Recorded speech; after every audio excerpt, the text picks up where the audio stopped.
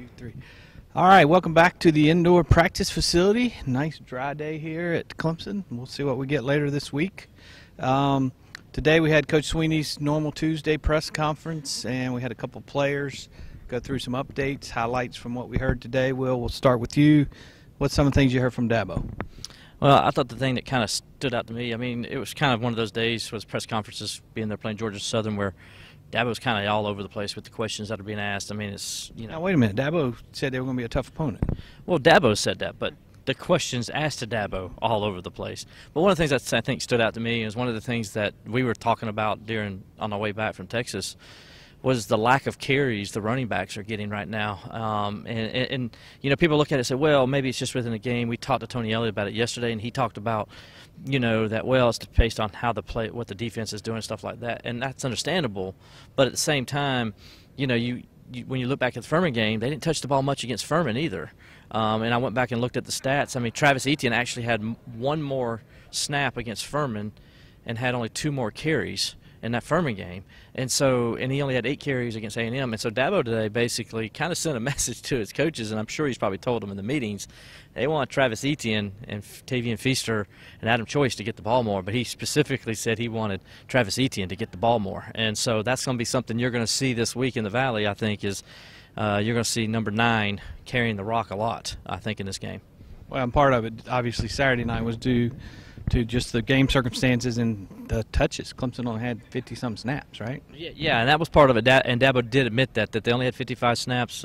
So normally they like to have 80 to 85. But still, going back to the Furman game, where they had 70-something snaps. He still didn't touch the ball very much against Furman, and neither did the other running backs. So it's there's a reason for that. I don't know what it is, but obviously it's something that Dabo has addressed with his 2 coaches, offensive coordinators, about. I'll tell you what the 2 reasons are. A, the offensive line. B, they're trying to get the ball downfield, which they didn't do last year. Yeah. They know the teams are coming up when Kelly's in the game. They've been coming up because they didn't feel like he could throw the ball down the field.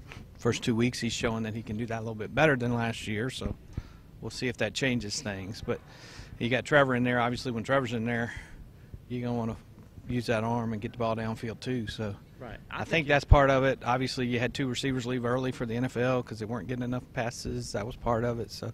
And Dabo talked about today about how they've got, I think, 6 plays of plus 40 yards, which is number 1 in the country. Number 1 in the country. Yeah, and I think that is going to open up the running game because I think Texas A&M was daring them last week to throw the ball.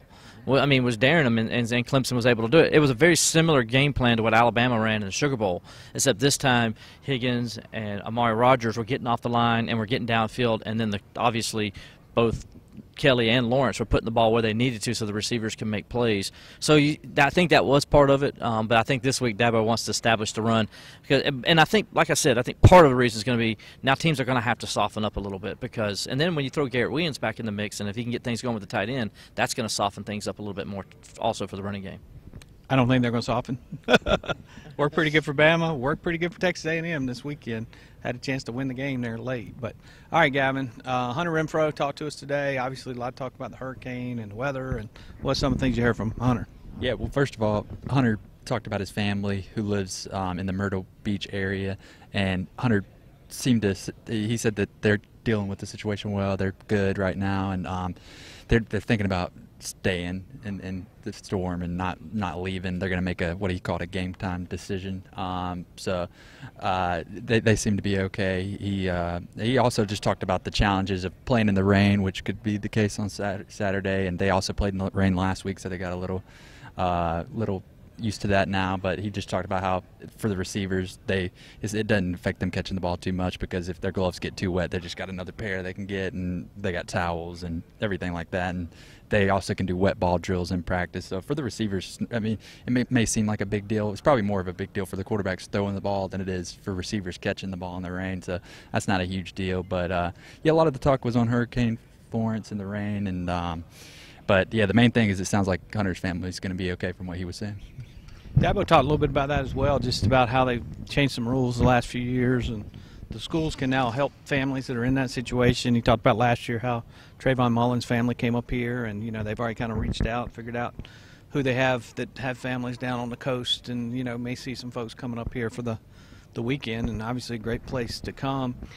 Press conference ended today. Well, it didn't end that way. It should have ended today on a question to Dabo about 9/11, and Dabo went on a 5.5-minute talk about where he was and what that day meant to him. And I thought he did a great question. Unfortunately, that question was followed up by somebody asking about who the players of the week were last Saturday, which probably wasn't a good time for that question. But I thought Dabo did a good job of and that was the one year where he wasn't playing or wasn't coaching football, which was kind of unusual. Yeah, I thought that was interesting. I never thought about that. And so when he brought it up and talked about he was in his green tundra, as he said, and he was driving down the road, and he said he had his daily talk with God and stuff like that he always does, and he said he turns on the radio and and he starts hearing the news, and so it kind of reminded me of my own situation. I kind of was in a similar way when I was going to work that day. So we all have our own stories and remember where we were when it happened and what we were doing, and but I thought Dabo was very open about that and talked about it and talked about all the first responders and those guys who ran to the dilemma instead of away from it. And he says he talked about what kind of heroes those people were. He talked about the red bandana, the kid at Boston College. He talks about he carries that in his suitcase still. He says it's still in there, and so he can remember them every day. So I thought it was a great touching moment for Dabo and the way he opened up about his experience that day, and I'm sure as all of us we all remember what it was like that day. Dabo opened up the press conference in his statement, talked a little bit about the hurricane and the families and thoughts and prayers for the people down there on the coast that may get impacted this week. But that was the synopsis of what we heard here today. Obviously, everything's kind of transitioned from Texas A&M to Georgia Southern, and we'll have a lot of coverage all week long. Hopefully we get to play the game Saturday. Everything we're hearing right now says they're playing the game Saturday. So we will be here. Have to wear my poncho again probably. These guys will be up in a nice cushy press box, and maybe the rain will come in sideways in the outdoor press box. So these guys might actually get a little raindrops. I'll just move it inside of it. I need a poncho for my laptop. There you go. So it could be a fun weekend. Hopefully a lot of fans will make the trip and come back to see the 2-0 Tigers, #2 Tigers. Stay tuned to TCI for the most complete coverage of Clemson football.